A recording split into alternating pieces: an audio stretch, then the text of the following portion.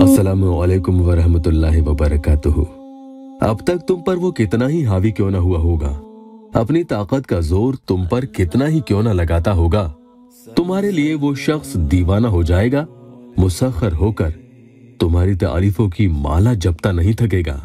इस अमल को पढ़ने से पहले इसकी 3 खास बातें बहुत ही ध्यान से सुन लेना। पहली ये कि इसे एक दिन में सिर्फ 7 बार ही पढ़ना है।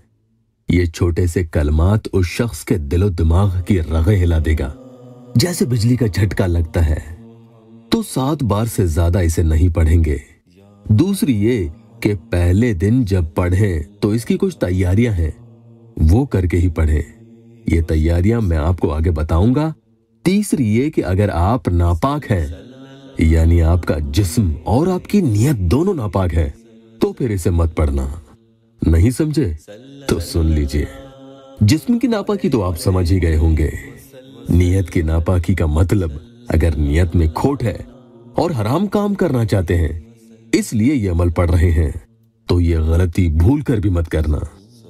सिर्फ और सिर्फ निकाह की ख्वाहिश पूरी करना चाहते हैं तो ही इसे पढ़ेंगे, और इस ख्वाहिश में हराम से दूर रहना, जिना के करीब भी ना जाना। पढ़ने से पहले ये ध्यान रख लें कि जगह तन्हा हो, वहां ज्यादा कोई शोर ना आता हो, क्योंकि पढ़ते वक्त आपकी पूरी तवज्जो अमल में चाहिए। अकेले बैठे जानमाज पर पढ़ें, वक्त की कोई कैद नहीं है, जब चाहे पढ़ लें, लेकिन नापाकी में नहीं पढ़ें। आपके कपड़े पाक साफ हो, आप वुजू में हो, फिर देखिए कैसे उस शख्स का दिल आपके लिए बेचैन हो उठेगा, उसका कलीजा फड़फड़ाने लगेगा।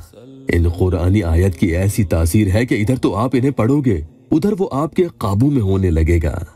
किसी को भी अपनी जायज बात मनवाने के लिए भी आप इसे पढ़ सकते हैं, जिसमें उसका कोई नुकसान न हो। बस जैसे अपने माँ बाप को शादी के लिए अगर राजी करना हो तो इसे पढ़ लें। एक भाई सुहेल खान साहब को यह अमल अभी पिछले ही महीने फरवरी में बताया था। उनकी महबूबा उनसे दूर हो चुकी थी, कोई तीसरा शख्स उनके दरमियान आ चुका था।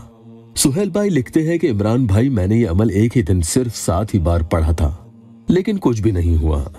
मैंने दूसरे दिन भी जोहर में करने की हिम्मत की, दूसरे दिन अभी शाम भी नहीं हुई थी कि जिस लड़की से मैंने निकाह के ख्वाब देखे थे, जिसने मुझे छोड़ दिया और ब्लॉक कर दिया था, और इस बात को तकरीबन 1 महीना हो गया है, उसने खुद मुझे कॉल करके माफी तलाफी की और कुछ वक्त मांगा और कहा कि जिस दिन आपकी नौकरी लग जाए उसी दिन मेरे घर रिश्ता लेकर आ जाना। मैंने आपसे शादी करने की बात अपनी अम्मी को बता दी है। अम्मी ने भी यही शर्त रखी है कि तेरे अब्बू को मैं मना लूंगी, लेकिन पहले उसकी नौकरी तो हो। इमरान भाई, हम लोग कुरैशी हैं और वो लोग सैयद। वो अपने माँ बाप की इकलौती बेटी है, उसके कोई भाई नहीं। उसके वालिद की गारमेंट्स की फैक्ट्री है। मैं बहुत खुश हूँ।